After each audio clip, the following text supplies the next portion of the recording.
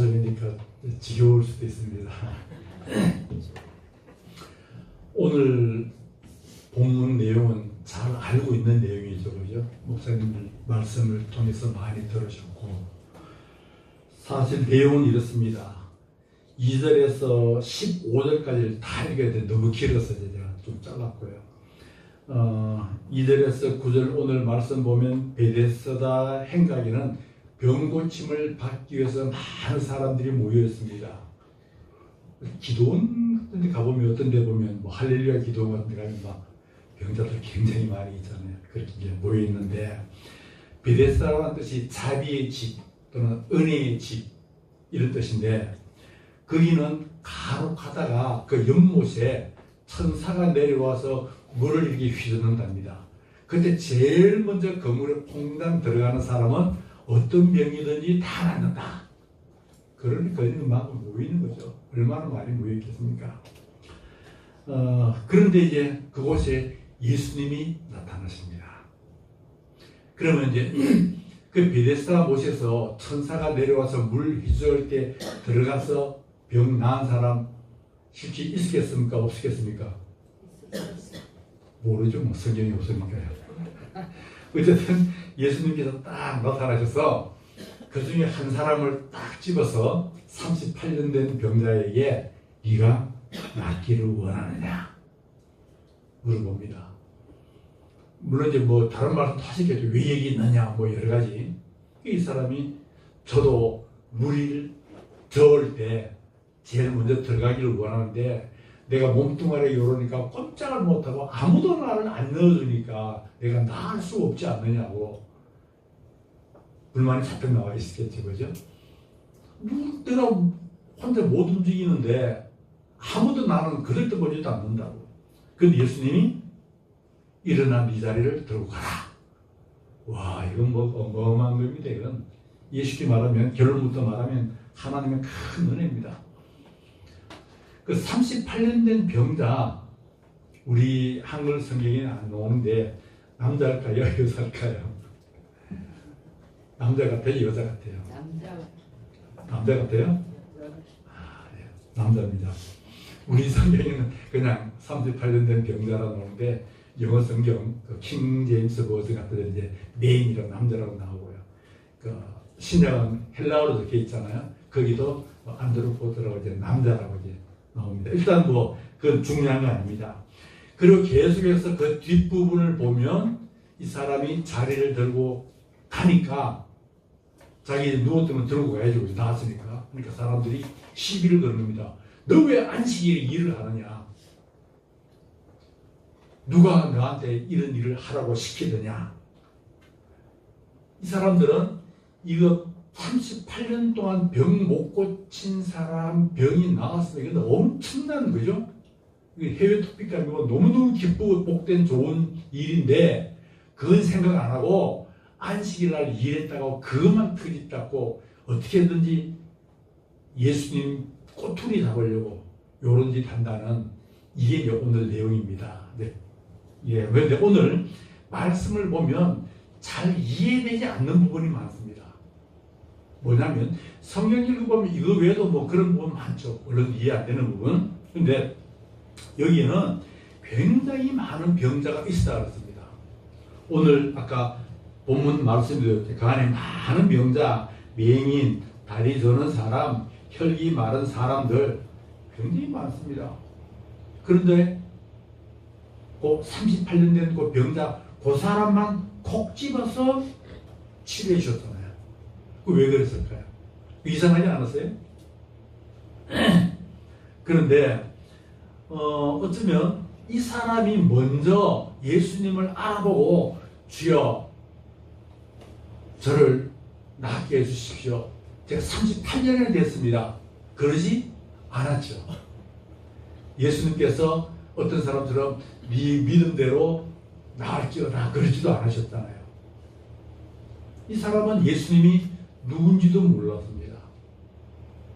나중에 사람들이 그 사람에게 너에게 이거 시킨 사람이 누구냐 물었을 때, 너 병 나아준 사람이 누구냐 물었을 때 이 사람은 누군지도 몰랐어요. 그러니까 예수님이 누군지도 모르고 그냥 얼떨결에 병나은 겁니다. 왜 하필 그런 사람이 있었을까요? 요즘 말로 바꿔서 말하면 이렇습니다. 여러분, 제 담임 목사님께서 정말 어렵게 열심히 기도하신 덕분에 엄청난 치유 은사를 가진 목사님을 모셔서 이 교회에서 은사 집회를 한다고 가정합시다. 그럼 모든 교인들은 기도로 준비하고 또 이웃 사람, 주위 사람 막 데리고 오겠죠, 그죠? 와서 진짜 여기서 하나님의 놀라운 역사를 보면 그 사람 믿음을 가지고 교회에 올 수도 있으니까 막 할 겁니다. 근데 한 사람을 이제 데리고 오는데 진짜 가기 싫어해요. 내가 그동안 교회를 믿는다는 줄 알아요? 내가 교회 흥을 갖다 바친 게 얼만데 교회 가봤자 아무 소용도 없더라고. 그 다음에 안 돼서 내가 절에도 가봤다고. 절에 가서도 얼마나 내가 갖다 바쳤는데 낫지도 않더라고. 무당국도 해보고 내가 별짓을 다 해봤는데 아무 소용 없더라고. 그래도 이번에 꼭 한 번만 더 가봐. 아봐도 아무 소용도 없어. 그래도 자리만 채워줘. 그래서 왔단 말이에요, 억지로. 그런데 그 목사님이 오셔서 치유 집회를 딱 하시는데 하필 이 교회에서 열심히 찬양대 하시던 권사님도 아니고 열심히 헌신하시던 장로님도 아니고 집사님도 아니고 주방에서 땀 뻘뻘 흘리면서 밥하시던 그런 집사님도 아니고 하필 그 사람 교회에 빈정되고 말하는데 그냥 이상한 짓 하는 그 사람을 딱 집어서 당신 낫기를 원합니까? 나가십시오. 고쳐줬단 말이에요. 말이 해야 안 돼요. 말이 안 되잖아요. 예수님이 고친 이 사람이 바로 그런 사람이에요. 왜 하필 그런 사람만 고쳐주셨을까요? 정말 하나님의 아들이 이 땅에 오신 건 엄청난 큰 사건입니다. 예수님께서 못 고칠 병이 어디 있습니까? 마가복음 1장 보면요, 예수님 밤 늦게까지 온갖 병자들을 다 고쳐주십니다. 너무너무 피곤하니까 사람들이 몰리니까 배 타고 바다로 나가기도 하고 그러셨잖아요.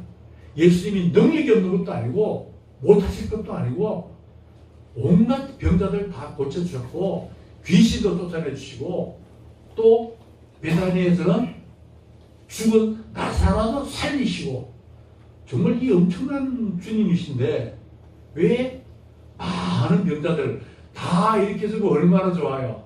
다 이렇게 해주면 다 할렐루야고 주님을 찬양하고 참 좋을 텐데 안 그러고 제일 밉생이 중에 밉생 그 사람만 고쳐줬잖아요. 이런 거 보면 참 이상하다. 성경에 보면 맹인 바디메어 나오죠. 이 사람 어떻게 했습니까? 앞을 못 보는데 많은 사람들이 예수님을 따라다니는 군중들 거기에 앞도 못 보는 사람이 뛰어나갔다가 잘못하면 밟힐 수도 있잖아요. 중상 입을 수 있거든요. 또 이 사람들은 이렇게 몸에 장애 있는 것을 죄로 많이 보기 때문에 어디 죄인이라고 돌로 칠 수도 있잖아요. 그럼에도 불구하고 맹인 받으면 예수야 나를 불쌍히 여기소서. 그 불쌍히 여기서 고쳐주시오. 이 사람은 그러지도 않았잖아요. 예수님을 찾은 것도 아니고요. 그런데 사실 7절 하면 성경 한번 다시 한번 보세요. 7절 한번 보세요. 병자가 대답하되 주여 물이 움직일 때에 나를 못에 넣어주는 사람이 없어 내가 가는 동안에 다른 사람이 먼저 내려가나이다. 요 말을 가만히 보십시오. 이건 완전히 불평불만 원망입니다. 아무도 나를 안 도와줘요. 나는 움직이지도 못하는데 사람들 치사하게 딴 사람만 도와주고 나는 안 도와줬기 때문에 내가 병이 안 났습니다. 이겁니다. 원망, 불평, 불만. 바로 이런 사람이었어요. 그런데 예수님 보면 먼저 그를 보시고 그 사람이 예수님을 본 게 아니라 예수님이 먼저 그 사람을 보시고 또 그 사람께 다가가서 낫기를 원하느냐고 치료해 주신 거거든요. 참 이 사람은 예수님이 물었을 때 뭐 기대한 것도 아니고 뭐 간절히 원했던 것도 아니고 아무것도 아니잖아요. 그죠? 간절함도 없습니다. 그런데 이 사람에게 쉽게 말하면 하나님의 은혜가 임한 것이고 이게 은혜입니다. 나는 아무것도 아닌데 그냥 무조건적으로 오는 성경이 보면 우리가 또 은혜가 어디가 나오냐면 누가복음 15장 보면 탕자의 비유 나오죠. 그죠? 아버지 재산을 다 택배 향락으로 다 없애버리고 다 먹어버리고 거지가 돼가지고 다 떨어진 옷에 냄새나는 옷에 신발도 없이 아버지한테 오잖아요. 근데 아버지는 멀리서 알아보고 그냥 달려가서 우리 아들 왔다고 좋은 옷을 입히고 가락지 끼우고 신발도 신기고 살찐 송아지를 잡고 이게 하나님의 은혜입니다. 제가 이제 비유를 해서 말씀드릴게요. 이게 왜 은혜냐면 좀 다른 종교를 끌어들여서 좀 죄송하지만 불경은 엄청나게 많아요. 그 중에도 탕자의 비유가 나옵니다. 신기하죠, 그죠? 탕자의 비유가 나오는데 여기도 가정은 똑같습니다. 아들이 아버지 재산을 다 탕진하고 돌아옵니다. 그때 아버지가 딱 봅니다. 요 놈이 진짜 정신 차리고 왔는지 당장 배고프니까 그냥 고개를 숙인 건지 한 1년 동안 두고 봅니다. 근데 1년 동안 두고 봤더니 이 아들이 진짜 사람이 바뀌었어요. 바뀌고 성실한 사람으로 바뀌었더라. 그래서 아버지가 그래 너 합격, 너 다시 내 아들이야 이렇게 받아준다는 게 나오거든요. 그 은혜가 아닙니다. 왜냐하면 그 아들이 행실을 고쳤잖아요. 그죠? 고치고 바른 사람이 됐잖아요. 그러니까 행실을 고치고 바른 사람이 되어야 받아주는 것. 그건 은혜가 아니고 누가복음 15장의 탕자는 행실을 고쳤는지 진심으로 뉘우쳤는지 모릅니다. 아버지는 모르고 아들은 이런 것만 해서 그냥 껴안고 준 거잖아요. 그게 은혜라는 겁니다. 아들이 진심으로 뉘우치든 안 뉘우치든 상관이 없이 알아주는 겁니다. 그게 하나님의 진짜 은혜라는 겁니다. 이런 은혜 받으면 안 고치실 수가 없죠. 그죠? 그게 은혜입니다. 하나님 말하는 은혜는 바로 그런 겁니다. 하나님 딱 두고 보는 게 아니라 내 아들이니까 해준 겁니다. 이 38년 된 고통이 바로 이 은혜로 말미암아 구원을 받은 겁니다. 사실 목회 현장에 보면 이런 치유에 관한 것들이 종종 있습니다. 어떤 이제 사실 목사님께 기도해달라고 오는 사람은 대체로 몸에 병이 있거나 경제적으로 힘들거나 뭐 이런 것들이 많습니다. 신앙적인 내용보다는 오면은 목사님이 교인들 누가 더 이쁘고 누가 덜 이쁘고 그게 아니라 진짜 열심히 기도합니다. 그런데 목사님이 기도를 해주는 쪽쪽 탁탁 해일 받으면 얼마나 좋겠습니까? 그죠? 그렇지 않더라고요. 저는 이제 주로 가르치는 거 많이 했기 때문에 제가 이제 완전히 단독 목회는 이제 6년 했고요. 그것도 1년은 이제 다른 교회 목사님 빈자리 1년 이제 해석했고 5년은 이제 내가 이제 담임 목사로 5년 이제 했고 6년 했는데 그저 정말 열심히 기도하는데도 저는 그 치유 은사를 못 받아서 그런지 거의 대부분이 안 낫더라고요.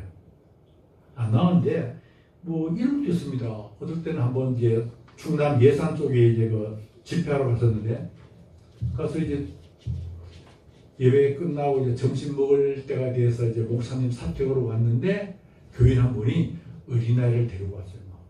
겨울이었는데 막 그냥 콧물 범벅이 되고 막 눈물 흐르고 막 엉망되고 막 손도 거기다 막 열이 막 펄펄 끓는 거예요. 그래서 목사님 기도해서 고쳐주시죠. 득들대는데 어떡합니까? 야, 그 참 그렇잖아요. 이 기도해도 안 나을 것 같은데 기도는 목사가 안 한다고 할 수도 없고 근데 기도하고 안 나오면 이게 또 무슨 망신이에요. 그죠? 하나님도 망신, 나도 망신이에요. 그래서 내가 그래도 망신 덜 당하는 방법은 뭐냐면 내가 최선을 다해 기도한다는 걸 보여주는 거잖아요. 그리고 열이 펄펄 나고 그때 독감 같은 꼴 먹을까봐 사람들 옆에 잘 안 가지만 그래도 어떻게 해요? 눈 딱 감고 그냥 애를 딱 껴안고 기도해 줬죠. 그럼 이제 병이 안 났더라도 열이 안 떨어지더라도 그래도 목사님이 우리 열 펄펄 나던 아이를 껴안고 기도해 줬다. 그럼 조금 위안이 될까봐 딱 기도해 주고 이제 보냈어요. 보내고 이제 밥을 먹으려고 딱 하는데 전화가 와가지고 목사님 집 갔는데요. 애가 열이 딱 떨어지고 애가 나은 것 같아요. 아, 내가 눈물이 나는 게 저는 하나님 너무너무 고마워가지고. 근데 그럴 때도 있더라고요. 근데 그게 자주 일어나면 얼마나 좋습니까? 그 자주 안 일어나요. 전혀 생각지 않을 때 한 번씩 들어줄 때가 있고요. 어떨 때는 열심히 해도 안 들어줄 때가 있더라고요. 그런데 오랜 세월이 지나고 보니까 그것도 하나님의 은혜 같아요. 제가 그런 걸 많이 겪어요. 어떨 때 하나님께 열심히 기도했는데 하나님 안 들어줘요. 하나님 왜 안 들어줍니까? 내가 이렇게 열심히 기도하는데 하나님 좀 들어주시라고. 어떨 때는 좀 이런 표현은 좀 그렇지만 막 하나님께 막 대들기도 하고 정말 열심히 충성을 다하고 있는데 왜 하나님 이러시고 하냐고 이럴 수가 있느냐고. 여러분도 하나님 원망한 적이 있을 겁니다고요. 했는데 안 될 때. 그런데요 가만히 보면 그때 하나님이 내 기도에 노하고 안 들어준 게 지금 생각해보면 그게 은혜더라고요. 그게 너무 많더라고요. 그때 하나님이 그 기도를 들어줬으면 내가 지금처럼 이렇게 성숙하지 못했을 텐데, 내가 신앙이 더 잘할 수 없었을 텐데 이걸 느끼겠더라고요. 야, 하나님께서 우리의 기도를 너 안 돼, 그 기도는 아니야 하는 것도 은혜가 되더라고요. 그런 은혜가 여러분이 임할 수 있다면 여러분은 큰 복을 받는 겁니다.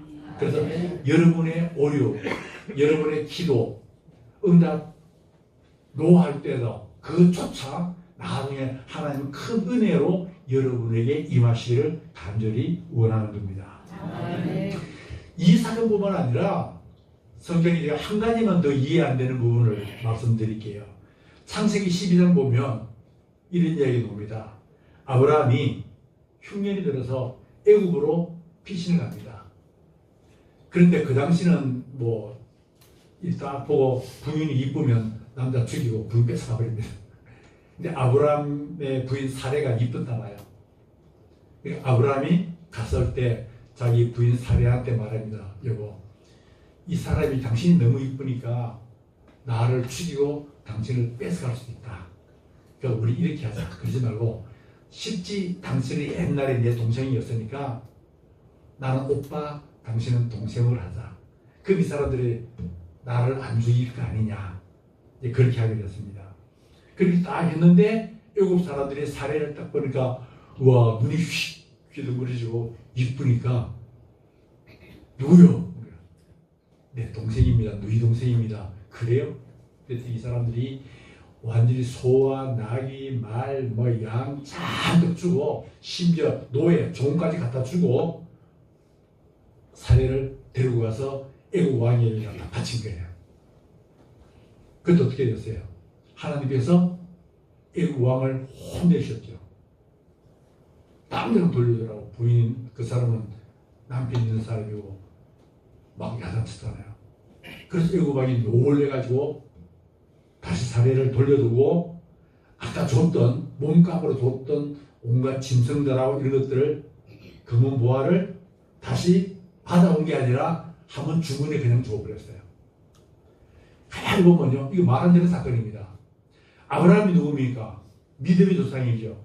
하나님 택한 사람이죠. 그죠? 만약 이렇게 했다면 아브라함이 어떻게 해야 됩니까? 하나님, 애굽으로 가야 되는데 가는데 무섭습니다. 하나님 저를 도와주십시오. 제가 어떻게 하면 좋겠습니까? 어떻게 이 어려움을 이길 수 있겠습니까? 이렇게 물어봤어야지, 그죠? 또 만약 그게 아니라 할지라도 이렇게 죄를 지었으면 하나님이 누구를 야단쳐야 돼요? 아브라함을 야단쳐야죠. 애굽의 바로는 정당한 대가를 주고 누이라 하니까 데리고 온 거예요. 아무런 잘못한 거 없잖아요. 근데 하나님은 애굽의 바로를 야단치고 아브라함에게는 한마디 야단은 안 해요. 이 말이 돼요? 아브라함, 네가 이러면 되니? 너 똑바로 믿음 생활해. 너희 잘못된 거야. 아브라함을 야단쳐야죠. 그럼 바로에게는 좋게 이야기해야죠. 이 사람이 너를 속인 건데 내가 대신 미안해. 돌려줘. 이게 맞잖아요. 근데 오히려 아무것도 모르는 바로는 야단을 치고 아브라함은 말 한마디 안 했어요. 야단 한마디 안 했어요. 그게 말이 돼요? 공평한 하나님이세요? 안 그러죠? 아니죠. 하나님이 왜 그랬을까요? 이거 오늘 해답입니다. 이게 오늘 이제 문제입니다. 왜 하나님께서 잘못한 아브라함은 아무 소리 안 하고 아무 잘못 없는 애굽의 바로만 혼냈을까요? 정답은 뭘 것 같아요? 쉽게 생각하세요. 초등학생처럼. 정답은 이제 하나님 마음입니다. 아브라함이 하나님 자녀니까, 내 자녀니까, 내 자녀 좀 잘못한 걸 내가 봐주고 다른 사람 괜히 걔가 쑥들지 않으신 겁니다. 하나님 마음입니다. 자, 그럼 우리는 어떻게 해야 될까? 어떻게 살아야 될까? 이게 굉장히 큰 문제죠. 그죠? 사실 38년 된 병자에게 네 자리를 들고 가라. 이거 뭐 엄청난 겁니다. 이거 뭐 어마어마한 사건이고요. 병이 나았기 때문에 주님께서 그렇게 말씀하셨기 때문에 이 사람은 완전히 구원받은 거잖아요. 자, 그러면 혹시 이렇게 생각해 볼 수 있습니다. 우리는 오늘날 신앙생활을 하면서 누군가가 나를 물에 넣어줄 사람을 기다리고 있지는 않을까? 이 어려움에서 나를 해방시켜줄 사람은 없을까? 또 누군가 우리를 열심히 기다리고 있지는 않을까? 그 방법은요, 주님의 말씀에 귀 기울여서 듣고 말씀을 믿고 잘 따르면 되는 겁니다. 말은 참 쉽죠, 그죠? 그러면 해결됩니다. 그러면 이 38년 된 병자만 고쳐준 거, 그건 이제 왜 그랬을까? 그건 이제 대답이 있죠, 그죠? 알겠죠? 그 왜 그랬을까요? 예수님 마음이시고요. 예수님 마음입니다. 자, 그런데 우리가 이렇게 생각할 수 있어요. 아무리 예수님 마음이라도 예수님 왜 하필 그 사람만 고쳐줘요? 또 여기 이제 은유 그 치유 은사를 가진 목사님 모셔서 그 사람을 다 고쳐줬잖아요. 근데 목사님 끝나고 나서 여 참 신앙 좋고 헌신한 사람 많은데 왜 하필 그 사람만 고쳐줬어요? 그럴 필요가 없다는 겁니다. 어떻게 하면 돼요? 내가 그 한 사람이 되어야 되죠. 그죠? 내가 이게 38년 된 병자처럼 예수님이 눈에 띄어가지고 예수님이 나를 콕 집어서 치료해주면 다른 사람이 나 치료해줘도 말는데 뭔 상관이 있어요? 그겁니다. 내가 그 사람이 되면 돼요. 내가 주님의 마음에 드는 사람이 되면 되잖아요. 그럼 뭐 아무것도 뭐 볼 거 없습니다. 그래서 내가 주님의 마음에 들려면 어떻게 해야 될까? 생각해 보시기 바랍니다. 그리고 그 해답을 얻으시면 오늘 엄청나게 큰 은혜 받는 겁니다. 그 해답 방법은 여러분 찾으세요. 신앙생활 계속 하시면서 계속 찾으시면 됩니다. 둘째로는 다시는 죄를 범하지 말라. 이 말씀에도 귀를 기울여야 됩니다. 14절 보면 제가 15절까지 했죠. 내가 나았으니 더 심한 것이 생기지 않게 다시는 죄를 범하지 말라. 이 말씀으로 미뤄보아서 이 사람은 아마 죄로 말미암아 병을 얻은 것 같아요. 그러니까 병든 원인은 여러 가지 있죠. 죄로 말미암아 또는 뭐 내가 뭐 실수해서 뭐 사고 날 수도 있는 거고 뭐 여러 가지 이유 있습니다. 근데 이 사람은 아마 죄 같은 것 같아요. 그래서 다시는 죄를 범하지 말라. 이 말입니다. 우리가 지금까지 하나님께 은혜를 많이 받고 신앙생활하면서 행복하게 살아왔지만 그럼에도 불구하고 우리는 또 죄짓기가 쉽습니다. 하나님이 한번 용서해줬는데 다음부터 다시는 그런 행동을 안 하면 하나님께서 두 번 다시 말씀 안 하겠지만 용서받아놓고 또 이렇게 세상 유혹에 빠져서 죄질 수 있잖아요. 그러면 그때는 더 심한 것이 생길 수 있다. 우리는 명심하고 다시는 죄를 범하지 말라. 잘 기억을 해야 됩니다. 또 우리가 주님께 선택받는 사람이 되려면 장애물을 극복할 수 있습니다. 이 장애물이라는 것은 물론 뭐 이런 장애물도 있을 수 있겠지만 내 체면, 그죠? 내가 그래도 이런데 저는 이제 미국 대통령 트럼프 그분이 지난번 대통령 할 때 제가 미국에서 목회했었거든요. 근데 그 대통령 이민족들은 그 트럼프 별로 안 좋아합니다. 안 좋아하고 미국 백인들은 굉장히 좋아하는데 미국 백인들은 겉으로는 싫어해도 속으로 다 좋아합니다. 그런데 이민족들 다른 나라에 온 사람들은 엄청난 차별 대우를 많이 싫어합니다. 그런데 그럼에도 불구하고 그분이 신앙만큼은 멋집니다. 그때 코로나가 막 딱 발생하니까 트럼프 대통령이 미국 전 교회 5월 그때 몇째 주를 국가와 민족을 위해서 이 코로나를 극복하기 위한 기도하는 주간 딱 정해서 기도하게 하고요. 그 자신이 자기 교회 담임 목사님 앞에 방식 같은 거 깔고 딱 꿇어앉아서 안수기도 받는 게 딱 매스컴이 나왔어요. 근데 그분 그게 쇼를 한 게 아니라 그분 신앙은 그래요. 그분은. 그래서 이거 보세요. 미국의 대통령이면 쉽게 말하면 세계 최고의 대통령이라 볼 수 있잖아요. 그런 분이 자기 교회 담임 목사님한테 딱 무릎 꿇고 안수기도 하는 거예요. 이 극복, 난국을 잘 극복해야 되더라고. 바로 이런 것들입니다. 내가 대통령인데 어떻게 무릎을 꿇고 기도를 받지? 그게 아닙니다. 이런 것들이 쉽게 말하면 장애물이 될 수 있다는 겁니다. 이런 장애물, 뭐 수치라든가 부끄러움, 체면 이런 거 개의치 않아야 됩니다. 오직 주님만 붙들면 돼요. 예수님을 붙드는 데는 이 모든 것들을 다 초월해야 됩니다. 아까 제가 말씀드린 것처럼 제일 초월한 사람 중에 한 사람이 바리메오, 그죠? 이건 뭐 밟힐 것 각오하고 돌맞을 각오하고 모든 거 뭐 눈도 안 보이지만 그냥 주님께 가는 겁니다. 바로 이런 자세입니다.